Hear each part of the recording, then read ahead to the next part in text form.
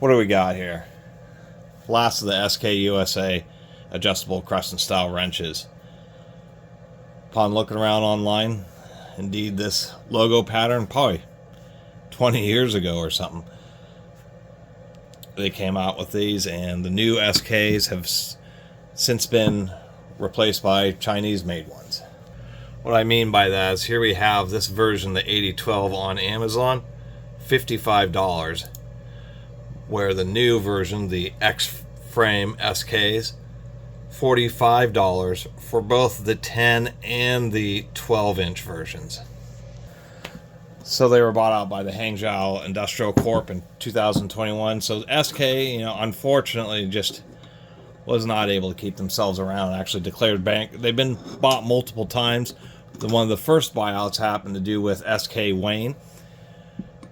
The last was in 2010. They declared bankruptcy. Ideal Industries, which is part of a big tool conglomerate, bought them, ran them for 10 years, 11 years until 2021, so I guess right around the beginning of the pandemic, and then sold them to the Chinese Hangzhou Industrial, which also happens to be who bought ShopVac when ShopVac decided to wind down manufacturing.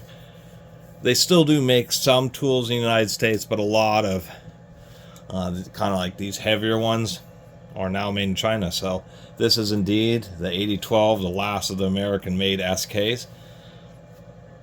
Don't know if the Chinese ones are really worse. They're probably using the same grades of tool steels and that type of stuff. They wouldn't buy a company like SK and then put out, tools that are like this quality.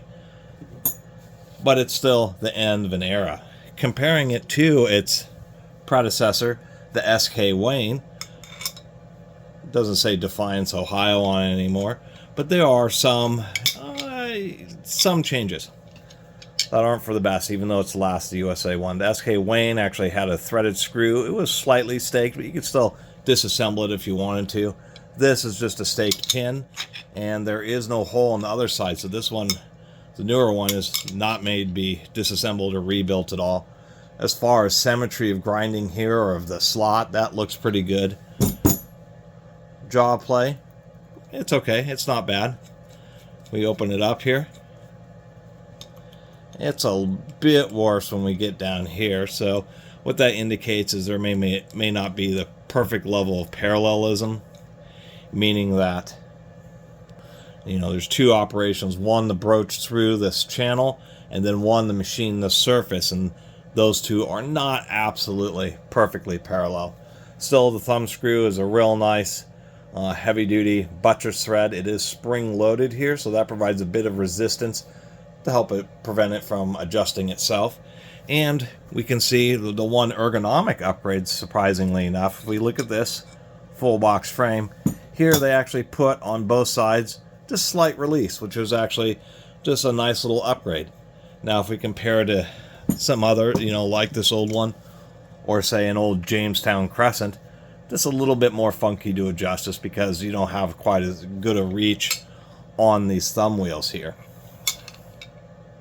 And if you're wondering why this wheel looks like it's protruding so much more than the Crescent, they're both about the same size wheel. It's just that the Crescent has, the Jamestown Crescents were really known for being extra heavy duty, super wide jaw, which actually didn't fit in a lot of places, why they started getting more narrow. If we do compare the last of the USA made SKs, still not a Jamestown Crescent. Jamestown Crescents are really known, once again, as just this throwing a lot of steel at it, known for being beaten with a hammer, such as this one, and still holding up.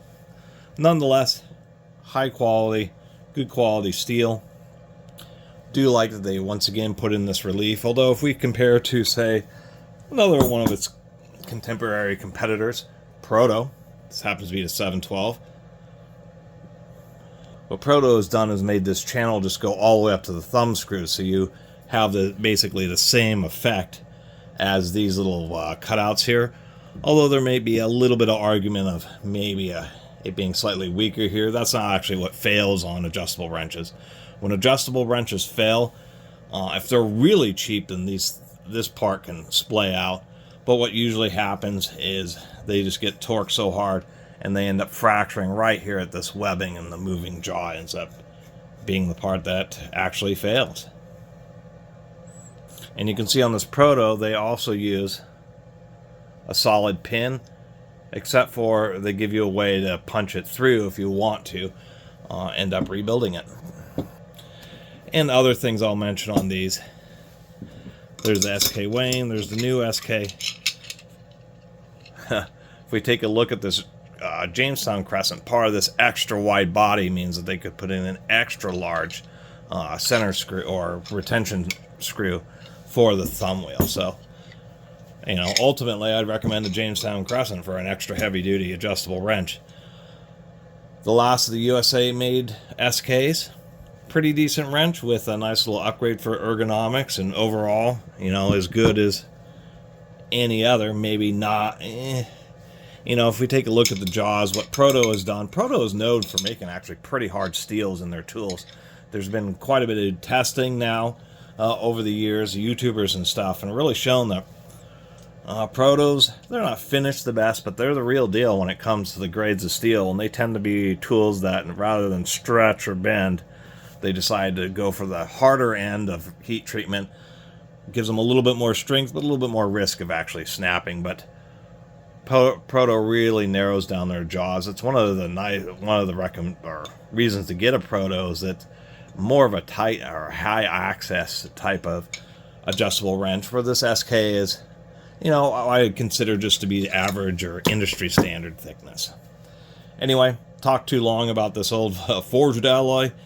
Last of the American-made SK wrenches. It's a shame to see them go and no longer be made here, but just wanted to share my little video about it and the fact that you just don't run into SK adjustable wrenches. As a matter of fact, as far as hunting through junk and garage sales and stuff, these two are the only two that I've ever seen. This one had been totally butchered on a grinder to probably just get into some place where they were trying to loosen something. But other than that, I've only ever found two, and happened to be one was the SK Wayne and one was the slightly newer one. Anyway, really appreciate everybody who's been watching. See you next time.